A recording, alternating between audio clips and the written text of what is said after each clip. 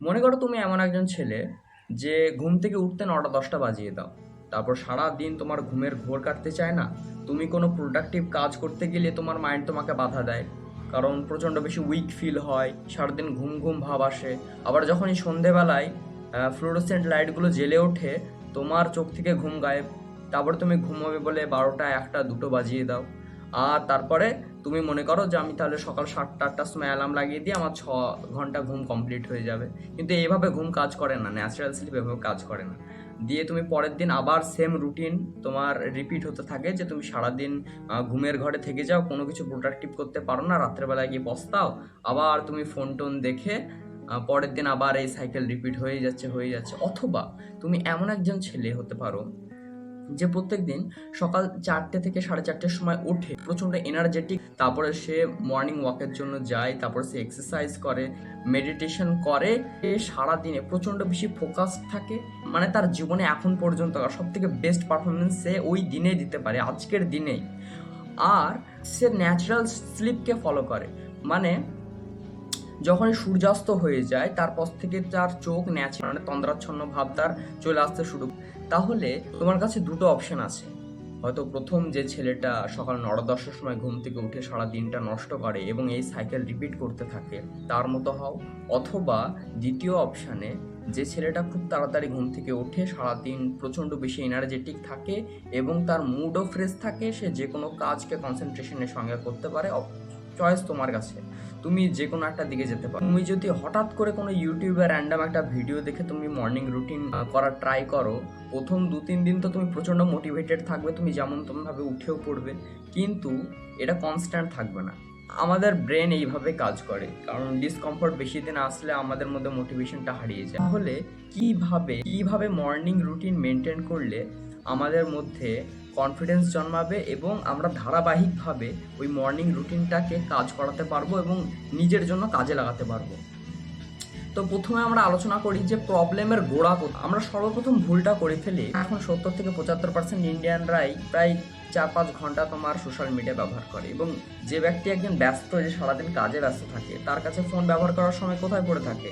ওই 9টা থেকে তারপরে যতটা সময় সে ইউজ করতে পারে সেই সময়টা র্যান্ডামলি ইউজ করতে থাকে। আর এই সময়টা সম্পূর্ণ নষ্ট, শুধুমাত্র ওই মুহূর্তটা নষ্ট হচ্ছে সেটা নয়, পরের দিনের জন্য তোমার মধ্যে যে পোটেনশিয়াল ছিল সেটাকে পর্যন্ত নষ্ট করে দিই। যে আলস্য আসে, তারপরে কি হবে, তোমার আলস্য আসলে তুমি কোনো একটা জায়গায় যাবে, কোনো একটা কাজ করবে, তুমি নিজেকে অপ্রস্তুত মনে করো।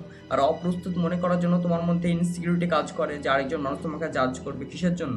কারণ আমরা ততটা মোটিভেটেড থাকি না, উপযুক্ত প্রিপারেশন নিতে পারি না, আর সেই জন্য আমাদের ইনসিকিউরিটি ফিল হয় যে আরেকজন মানুষ আমাকে জাজ করবে। আলটিমেটলি তোমার মেন্টাল হেলথের অবস্থা খুবই খারাপ করে দেয় যখন তুমি জেনে শুনে নিজের সময় নষ্ট করো, এবং শুধুমাত্র আজকের দিনটা নয়, তার প্রভাবটা তোমার পরের দিনটাকেও পর্যন্ত নষ্ট করে ফেলে।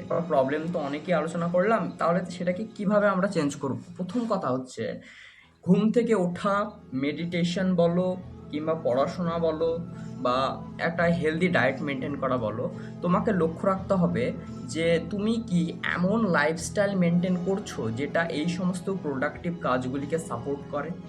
মানে 24 ঘন্টার মধ্যে 23 ঘন্টা তুমি যে সমস্ত কার্যকলাপগুলো করছো, সেগুলো কি ওই 1 ঘন্টার তোমার প্রোডাক্টিভ কোনো একটা কাজ সেটা কি সাপোর্ট করছে কি?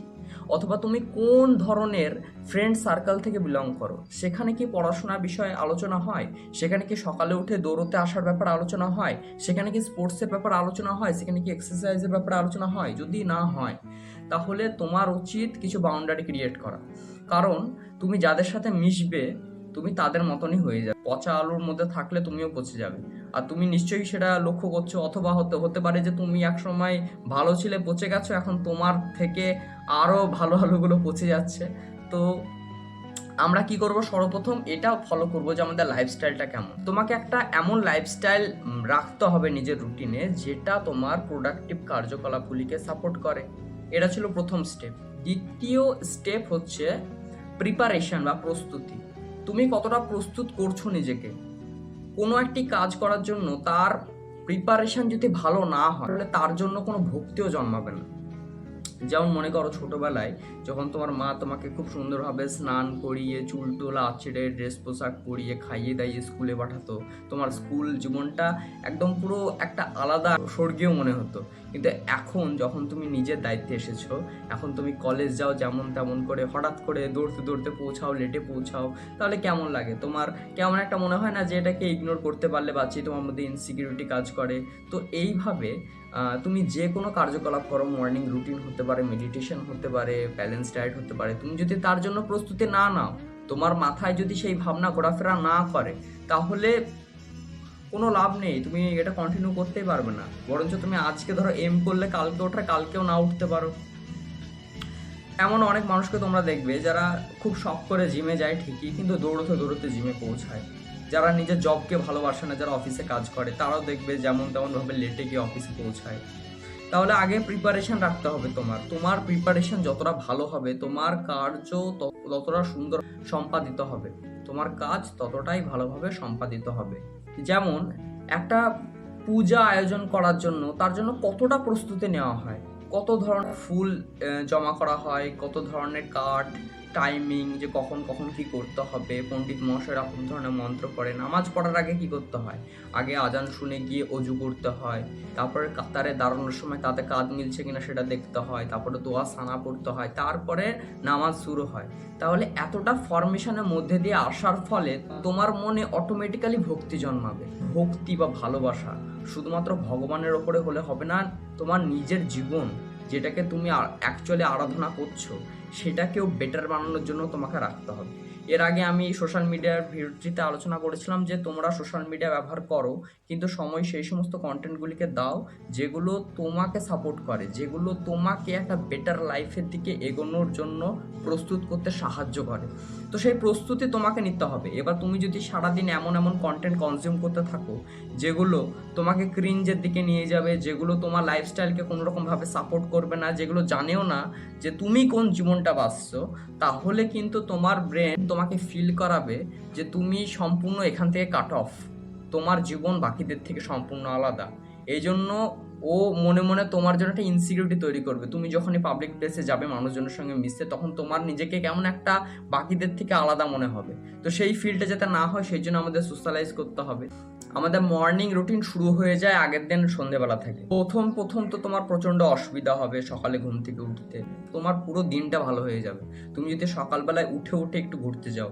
তোমরা যদি বেলডাঙার রাস্তায় সকালবেলায় কখনো বেরো, তো আমাকে দেখতে পাবে, কারণ আমি প্রত্যেক দিন 4:30 থেকে প্রায় 6টা পর্যন্ত আমি বিভিন্ন জায়গায় শুধুমাত্র পায়ে হেঁটে ঘুরে বেড়াই।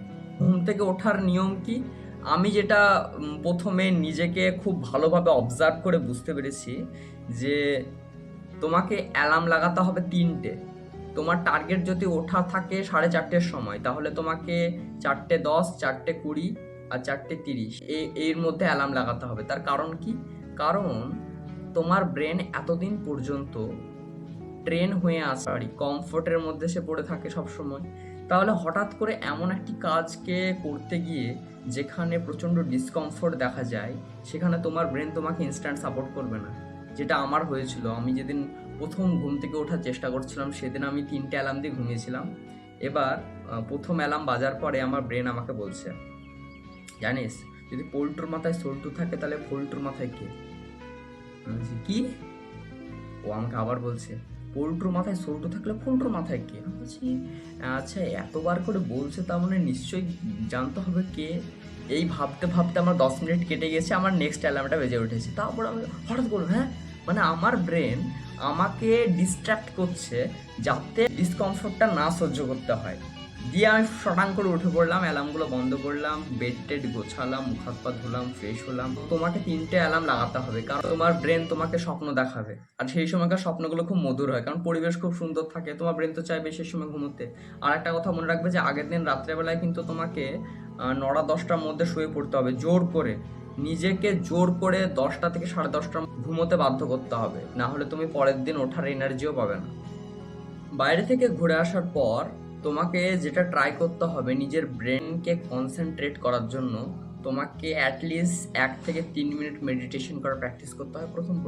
মেডিটেশনের প্রচুর তোমার বেনিফিটস আছে। এর আগে আমি আলোচনা করেছি মেডিটেশনের ব্যাপারে, কেন তোমার মেডিটেশন করা দরকার। ভিডিওটা দেখতে দেখতে তুমি অনেকবার কমেন্ট চেক করেছো, নিচে কি কি ভিডিও সাজেশনে আসছে সেগুলো চেক করেছো। তার কারণ কি, তোমার ব্রেন শুধু ডোপামিন খুঁজে বেড়াচ্ছে, কিভাবে তাকে আরও বেশি স্টিমুলেশন সে পেতে পারে সেগুলোর পেছনে ছুটে চলেছে।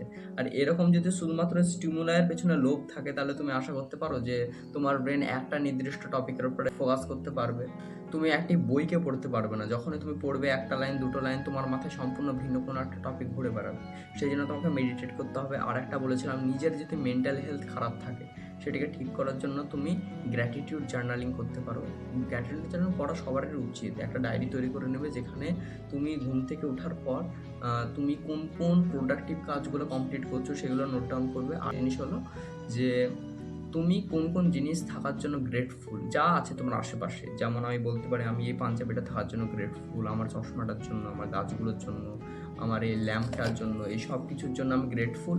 এগুলো নোট ডাউন করলে তোমার মেন্টাল হেলথ আস্তে আস্তে ইমপ্রুভ হবে। ছোটোবেলায় প্রচণ্ড আগ্রহ নিয়ে তুমি ঘুম থেকে উঠতে, যে আমি আর একটা গিফট পেয়েছি, আর একটা স্পেশাল ডে পেয়েছি বাঁচার জন্য। তুমি আবার সেই দিনটাকে যদি ফেরত পেতে চাও, সেরকম আগ্রহ, সেরকম কৌতূহল যদি আবার ফেরত পেতে চাও, যদি নিজের জীবনে বাঁচতে চাও, তাহলে তোমাকে শুরু করতে হবে একেবারে ঘুম থেকে ওঠা থেকে।